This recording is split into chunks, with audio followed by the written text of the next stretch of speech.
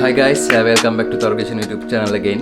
ඉතින් අද මම ඔයගලන්ට වීඩියෝ එකක් විදිහට ගෙනාවේ මගේ Fire and Flames කියන වීඩියෝ එකේ behind the scenes ටික. ඉතින් අපි බලමු වීඩියෝ එක කොහොමද උනේ. එහෙනම් අපි යමු වීඩියෝ එකට.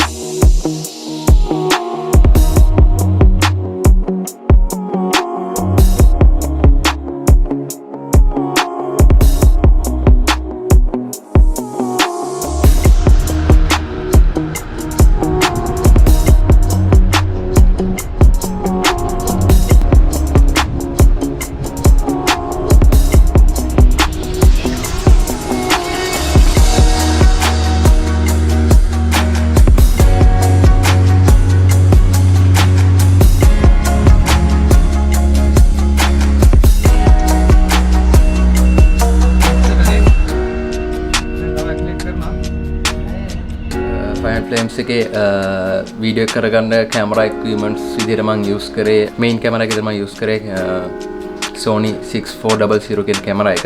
ඊට අමතරව මම ඒක stabilize කරගන්න ඕන හින්දා gimbal එකක් විදිහට use කරේ ronin SC කියන mirrorless කැමරා වලට එන gimbal එක.